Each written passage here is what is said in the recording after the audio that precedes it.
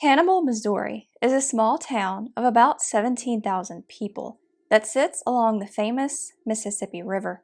It's most well known for being the childhood home of author Mark Twain, who often wrote stories about young boys going on adventures. But in 1967, 3 boys went on their own adventure in the town and never returned.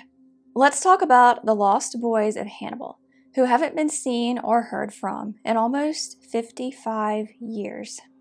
Joel Hoag was born on July 25, 1954, to Mom Helen and Dad Mike. About 2 years later, he was joined by younger brother William Francis. Billy and Joey, as they were more commonly known, also had 9 other siblings. According to their sister Deborah, who went by Dee Dee, Billy was very mischievous, while Joey was more serious and interested in science, especially astronomy. Both boys were very adventurous and loved exploring the area around their home with their various friends and classmates. One particular area the boys loved in 1967 was Murphy's Cave, which at the time was close to the construction of Highway 79. I did read on a forum that the cave was actually discovered during the construction, but I can't confirm this. On Monday, May 8, 1967, Billy and Joey were exploring the cave when they were spotted by a worker. The worker told them to get out of the cave because it was dangerous, but no known precautions were taken after that to keep other explorers away. Despite the worker's warning, the boys went back the next day with 2 of their friends. Later that night, they came home covered in mud and were promptly scolded by their mom. She ordered them to wash their clothes, and both their parents warned them to never go near the construction site again, or they would be in major trouble. But as young children often do, they didn't listen. The next day was Wednesday, May 10th. The boys' parents, who owned a popular tavern in town, left the house around 4 p.m. to go to a meat market. Before they left, they gave their older children orders to make sure Billy and Joey didn't leave the house. But at some point, 15-year-old Tim Hoag and 16-year-old Dee Dee lost track of their younger brothers, who slipped out of the yard and headed for another adventure. A flashlight and shovel were later discovered to be missing from the home.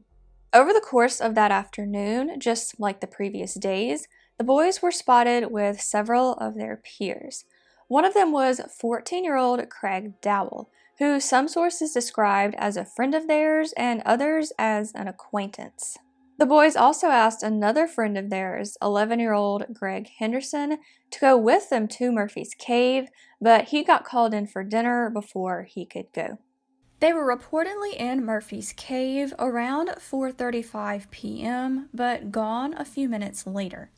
They were spotted several more times around town between 4:40 and 5:15, sometimes together, sometimes separately. From here, some of the details become fuzzy. There are a few contradictory accounts and details of what exactly happened between now and the time anyone realized Billy, Joey, and Craig were missing. One source says the last known sighting of the boys was by a teenage girl. Another said it was by a teacher. Yet another said they were last spotted on top of a cliff called Lover's Leap by a janitor at their school around 5:15 p.m. But this is the last reported sighting of them, and after this, all traces of them were lost. It was also around this time that another friend of the Hoag brothers stopped by their house to see if they were there. Their parents, who were back from the meat market by this point, said that they weren't home, but told the friend that if he saw them, to hurry home. When they weren't home by 5:45, their brother Tim started looking for them. He went to Murphy's Cave and saw some of the boys' friends there, who said they'd seen Billy, Joey, and Craig going into the cave earlier, but a quick search of the cave by Tim turned up nothing.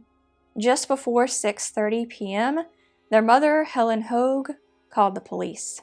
In addition to the police, groups like the Mark Twain Emergency Squad and the National Speleological Society were brought in to help look for the boys. Altogether, over 200 cave explorers, both professional experts and amateur enthusiasts, searched through Murphy's Cave, mapping it out as they went. Some of the passages they searched were so narrow that one of the more petite searchers at 98 pounds could barely squeeze in.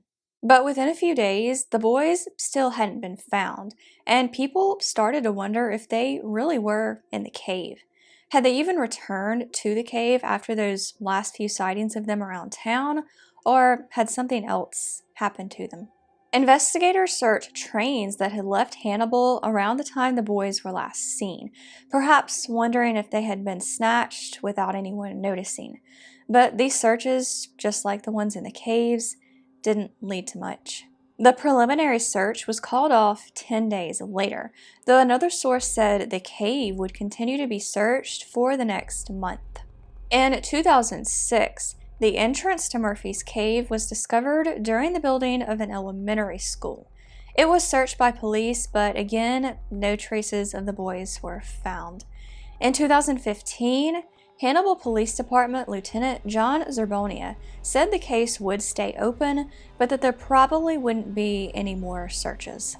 The case of the Lost Boys of Hannibal has been the subject of at least 3 books. The first was called A Sorrow of the Heart by Charles Stewart, published in either 2009 or 2010. The other 2 were written by John Wingate, a childhood friend of the boys. The Lost Boys of Hannibal was released in 2017 and Souls Speak in 2019. The case has also been the subject of a podcast, also called The Lost Boys of Hannibal, which aired its first episode in July of 2019. Podcasters Frankie Campbelletta and Chris Coders have done a pretty deep dive into the case and even said they wanted to solve it. Links to the podcast and books can be found in the description. According to an October 2020 post on John Wingate's website, there is a new effort underway to keep mapping out Murphy's Cave. There are no plans to open up the cave system to the public, and the project is limited to skilled and experienced cavers, according to the post. No human remains have been found during this new effort. So, what happened to the Lost Boys of Hannibal? There is a theory that they ran away, but this isn't very likely. There wasn't really any evidence I could find that they would want to do this, and they all had plans for the evening that they failed to show up for. The next theory is that the boys were kidnapped and possibly killed. Like I just alluded to, they were supposed to be at church that evening, and probably would have had to catch the bus between 5:30 and 5:45 to be there by 6 p.m. Yet they were reportedly sighted near Murphy's Cave as late as 5:15, likely with dirty shoes and clothes that they would have had to then go home and clean up. Was this just a case of kids being irresponsible, as they often are, or were they trying to evade someone who was following them? Or did someone around town perhaps just spot 3 young boys traveling alone at some point and see a crime of opportunity? The aforementioned book, Souls Speak, also explores the possibility that the boys were early victims of John Wayne Gacy. The next theory is that the boys were trapped somewhere and succumbed to the elements or died from injuries. During the highway construction, sections of the road were being blasted to destroy them and make way for the new road. This blasting created large holes. These holes were sealed up a few days after the boys went missing, despite orders from the mayor to keep them open. Dee Hoag believes her brothers and Craig Dowell may have gotten trapped in one of these holes and accidentally buried after they were sealed up. Other similar theories suggest they were trapped in a road cave-in, fell into a sinkhole, or did return to the cave only to become trapped somewhere where they couldn't be found. Like a lot of other things in nature, caves are often large and vastly uncharted. It's entirely possible that even the most meticulous searches could fail to turn up human remains. The last theory is that the boys didn't actually go missing all at once. They were reportedly spotted in and around Murphy's Cave on the day they disappeared, but some of these sightings were not of all three of them. Did they separate and go missing in multiple different ways in 2 or even 3 bizarre, tragic coincidences? There is one more point of speculation I want to go over, and I do want to emphasize this is speculation, not accusations. At the time the boys went missing, machines being used to search the caves could go as far down as 39 feet, but the mayor reportedly ordered them to only go down 37 feet. Greg Henderson, the boys' 11-year-old friend who barely missed the trip that day, thinks there might have been corruption involved. He believes the mayor and others involved in the search may not have wanted to find the boys for fear of lawsuits if it could be proven that they died at a dangerous construction site. William Francis Hoag, Joel Wise Hoag, and Edwin Craig Dowell were 11, 13, and 14, respectively, when they were last seen in Hannibal, Missouri, on the afternoon of May 10th, 1967. Billy has red hair and blue eyes and a scar under his right arm. Joey has brown hair and eyes and was last seen wearing a t-shirt and jeans. If you have any information about this case, you can contact the Hannibal Police Department at 573-221-0987. If you found this video interesting or informative, I would love it if you would like and share it. For more missing persons cases and other general dark content, I hope you'll consider subscribing and hitting that bell. Thank you so much for watching, and I will see you next time.